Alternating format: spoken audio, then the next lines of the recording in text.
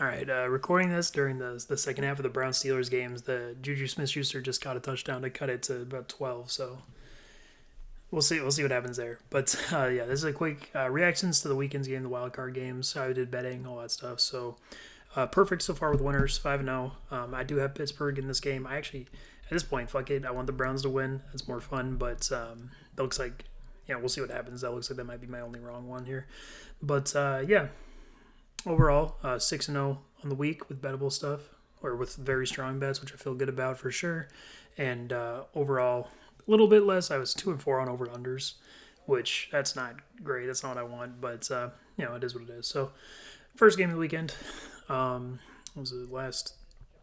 It was the Bills Colts. So, hey, that's what I said. That game was that spread was ridiculous. The Colts 7-point underdogs, and that game was effectively a 50-50 who was going to win. That's what I said. I did pick the Bills at the end. That's what happened.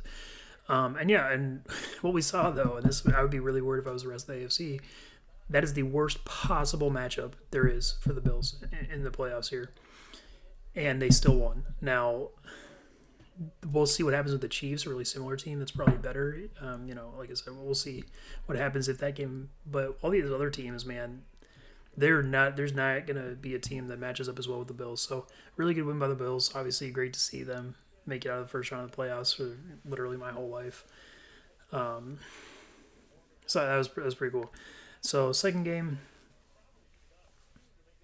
the not the Buccaneers, the Rams Seahawks. So yeah, hey man, the Rams win. That's what I said. I felt real strong about that, and it's because of what you saw. The Seahawks, listen, they could have won that game, but their offensive play calling is absolutely garbage, and they insisted on trying to run the ball and do these really dumb things when they're just incapable of it. Now the Rams were helped by, that pick six on the screen pass by Darius Williams was, you don't see that shit every day, but yeah, that was kind of the point. Is that the Seahawks, they're just too stupid, and the Rams defense, too good. Now Aaron Donald hurt in that game, and that really sucks. They are effectively dependent on him to execute the way they do defensively.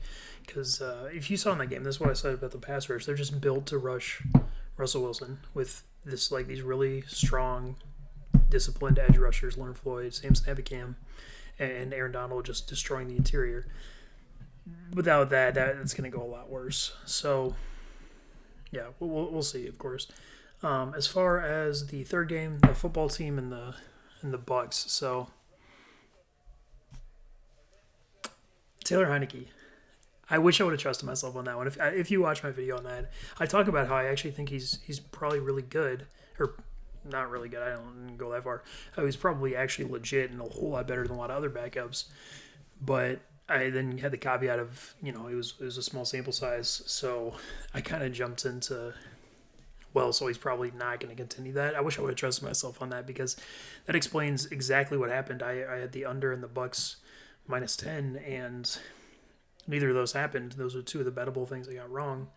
Wasn't super strong on either of those because of Taylor Heineke, but yeah, I wish I would have trusted myself, because I would have gone the other way for sure, and that's what you saw, is that he was really good. And that game is super worrying for the Buccaneers.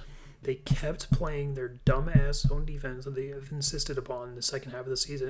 They're gonna lose because of it. I think they play the Saints next week. They're gonna get fucking roasted. They cannot keep doing that. God, really bad. But they do win the game, so good for them. But that game was really concerning, to be honest. If I'm a Bucs fan. Today or Sunday then. Titans, Ravens. Well, I did call for a real big blowout in favor of the Ravens. The Ravens winning. Did not quite happen. Obviously, came down to the last minute drive. It was 20-13, I think. I did get the under though, but basically, I talked about how good I thought AJ Brown and Ryan Tannehill was, and I just didn't give them enough credit, basically, and I might have overrated the ability of the Ravens defense as far as pass rush goes, because what I figured was that Calais Campbell was going to come in and kind of dominate the guards that the Titans run out there, which certainly did not happen. Now they were fine. Listen, they held the Titans to 13, right? But yeah, and then offensively too, I did overestimate a team with good safeties playing against Lamar Jackson, which is what I talk about even in the video for the well, the first thing you look at in a matchup with Lamar is how the other safeties are. If they're bad, he's going to go off. If they're not, he's not. And Kevin Byard's really good, and Kenny Vaccara's all right too. And I had talked about how I thought everything in between was going to be enough to make up for that, and it just clearly wasn't. Especially when they're focused on playing against the run, they had a really good game plan for sure. And their edge players, while being bad pass rushers, did actually play the edge, decently. And I'll give credit to Desmond King too as a slot corner. I didn't expect a lot out of him as a run defender necessarily, and he played really well there.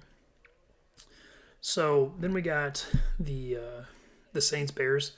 Fuck. So I did pick the Saints to win that game, but everything else I was pretty fundamentally wrong on. And that's my fault. I got influenced by Mitch Trubisky playing these garbage defenses, which is something I talked about in my video, but I just didn't put the pieces together. They were playing these awful teams and putting up points.